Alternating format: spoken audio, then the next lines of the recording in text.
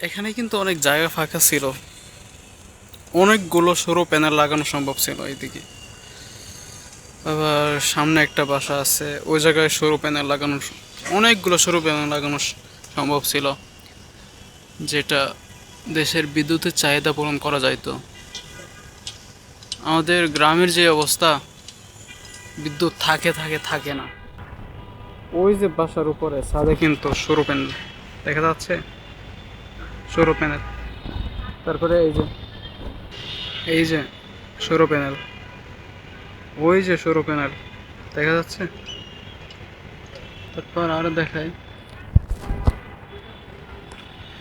ওই যে সৌর প্যানেল, সৌর প্যানেল। তারপরে ওই বিল্ডিং এর উপরে ওই যে সৌর প্যানেল, এটার উপরে আছে, ওই যে দেখা যাচ্ছে সৌর প্যানেল।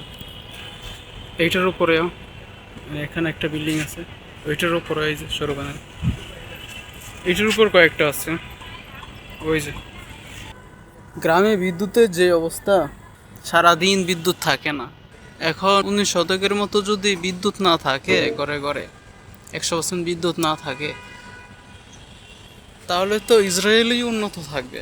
ইসরায়েলে 100% বিদ্যুৎ নিশ্চিত করা আছে। প্রত্যেকটা বিল্ডিংয়ের উপরে সৌর বিদ্যুৎ বাধ্যতামূলক রাখা হয়েছে, মানে সৌর প্যানেল রাখতে হবে বাধ্যতামূলক। যতটুকু বিদ্যুৎ নিজেদের প্রয়োজন হবে ততটুকু বিদ্যুৎ তারা ব্যবহার করবে এবং বাকিটুকু সরকারি খাতে দিয়ে দিবে। আমরা এখন 19 শতকে আছি, আমাদের গ্রামে দেখা যায় সারাদিন বিদ্যুৎ থাকে না। যার বাসায় বিদ্যুৎই থাকে না, সে এআই নিয়ে কিভাবে কাজ করবে? সম্ভব? আদৌ সম্ভব? আমরা অনেক গর্ব করে বলি যে আমরা মুসলিম, তবে প্রযুক্তিগত দিক দিয়ে আমরা অনেক পিছিয়ে আছি। আসলেই কি মুসলিমরা প্রযুক্তিগত দিক দিয়ে অনেক পিছিয়ে ছিল কখনো?